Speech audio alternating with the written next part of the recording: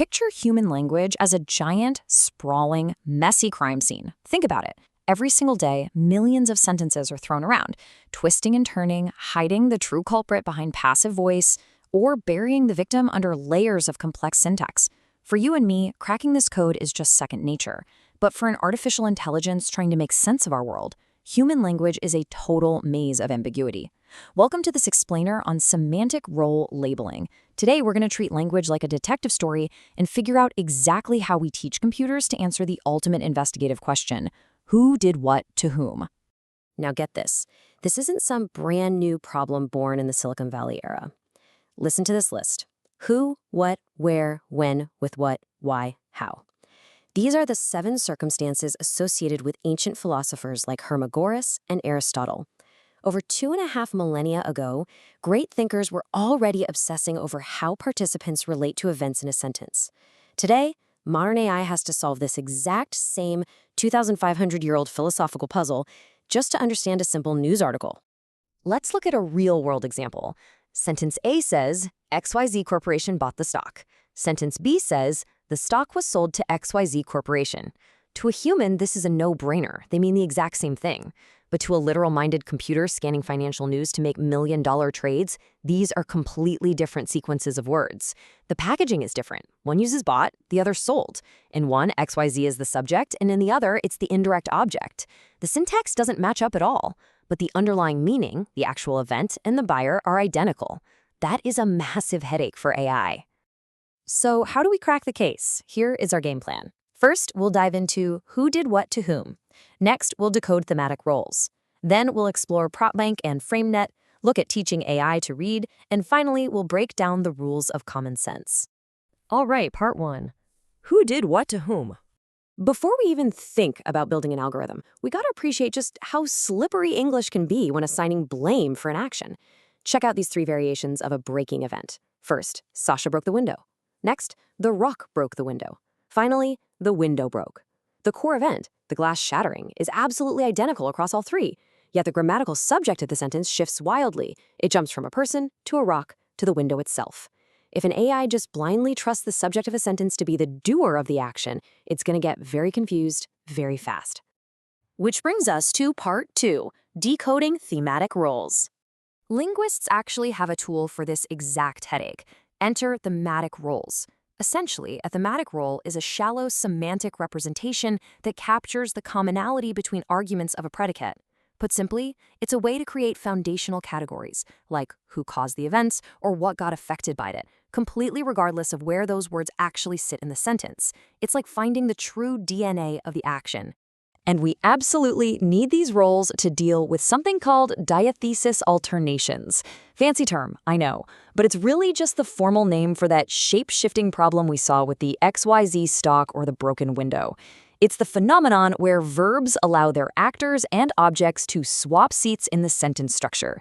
Thematic roles act as an anchor, keeping the core meaning steady while the syntax dances around. So how does this actually look in practice? Well, we have a few classic roles. You've got the agent, which is the volitional causer of an event, the one doing it on purpose. You've got the theme, which is the participant most directly affected. And you have the instrument, the tool used. Going back to our window example, Sasha is the agent. The window is the theme, the thing affected. And that rock, it's just the instrument. By labeling things this way, the AI finally understands that even if the rock is the subject of the sentence, it's just the weapon, not the criminal mastermind. Let's move right along to part 3, PropBank and FrameNet. Okay, thematic roles are great, but honestly, they can be a bit too broad. Is a rock always an instrument?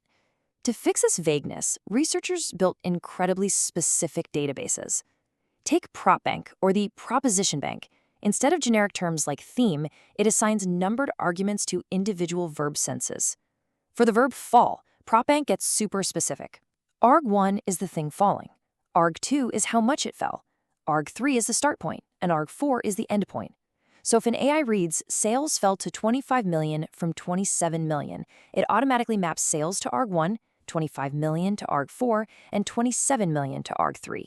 It's highly structured verb-by-verb precision. But then you have FrameNet, which takes a totally different, brilliant approach. Instead of obsessing over individual verbs, it zooms out to capture entire scenes, or frames. It basically groups our holistic background knowledge together. Think about phrases like the price rose, an increase in price, and prices climbed. Different words, different grammar, some are nouns, some are verbs, but they all evoke the exact same conceptual frame, change underscore position underscore on a scale. FrameNet teaches AI that in this specific context, rising, increasing, and climbing all mean the exact same underlying thing. All right, part 4, teaching AI to read. So we have the linguistic rulebooks, but how do we actually engineer a system to label these roles automatically in the wild? For a long time, we used a classic algorithm pipeline that breaks down into 3 main steps. Step 1 is pruning. Since most words in a sentence aren't core arguments, the AI uses heuristics to just trim the fat. Step 2 is identification. This is a simple binary choice. Is this chunk of text an argument for our verb or not? And finally, step 3, classification. Once the AI knows it found an argument, it assigns a specific role, like agent or theme, from a predefined list. But how on earth does a computer actually guess the right role? It hunts for mathematical and structural clues, which we call features. It looks at the verb itself. It checks the phrase type. Is it a noun phrase? It looks at the voice. Is it active or passive? Because passive voice completely flips the script on where the roles are hiding. It even traces the structural path in the sentence's grammar tree. By crunching all these features together, the AI makes a highly educated guess. You know, back in the early days, some researchers tried an even more radical approach called conceptual dependency. Instead of just labeling words, they tried to break down human thought entirely into a small set of mathematical primitives. Look at these. A-trans for abstractly transferring possession, like handing over control of a check. P-trans for physically moving that check across the table. Propel for applying physical force. The bold idea here was that literally any action in the universe could be boiled down to these core atomic elements.